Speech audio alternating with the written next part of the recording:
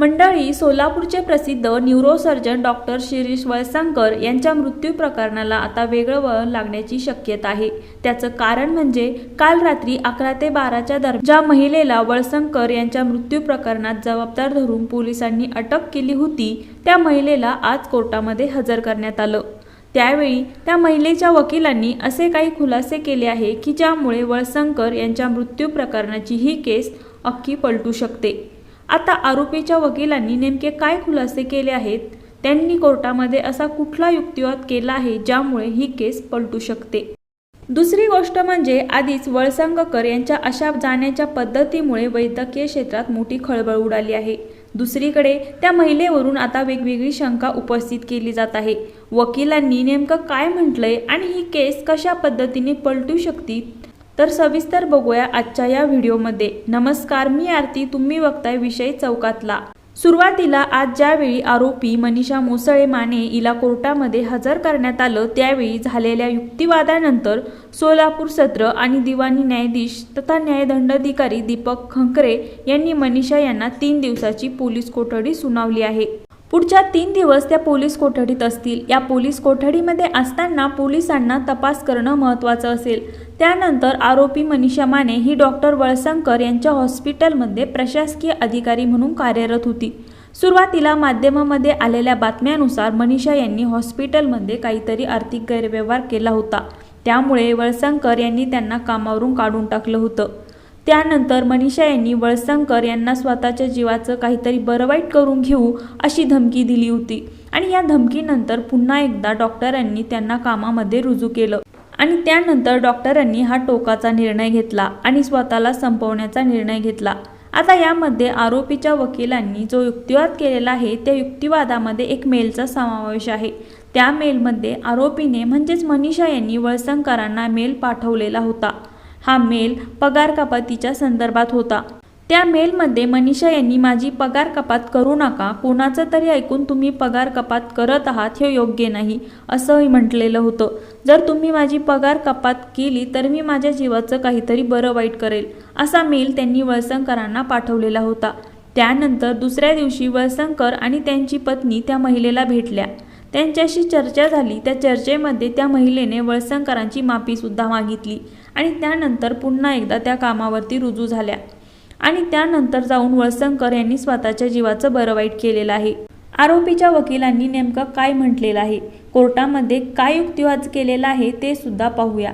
तर आरोपीचे वकील म्हणतात की पोलिसांकडून जाणीवपूर्वक मनीषा यांना या प्रकरणामध्ये ओढण्यात येत आहे।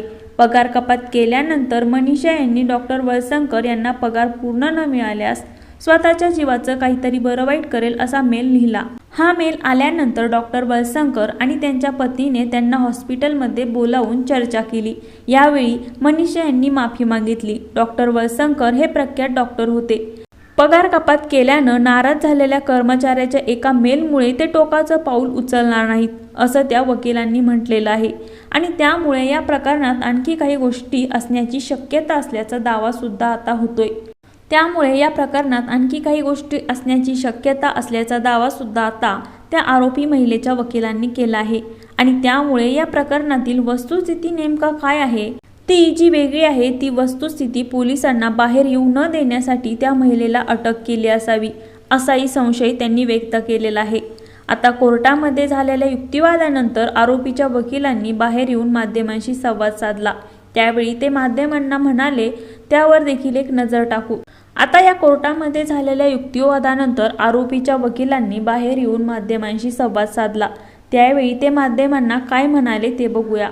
प्रशांत असं म्हणाले की 17 तारखेला आरोपी महिलेनं एक मेल डॉक्टर शिरीष वळसंकर यांना केलेला होता। त्यामध्ये तिने असं सांगितलं की माझी पगार कपात केली जात आहे, काही व्यक्तींचा ऐकून त्यांच्यावरती आरोप केले जात आहे आणि अधिकार कमी केले जात आहेत। या संदर्भात तिने एक तक्रार केलेली होती।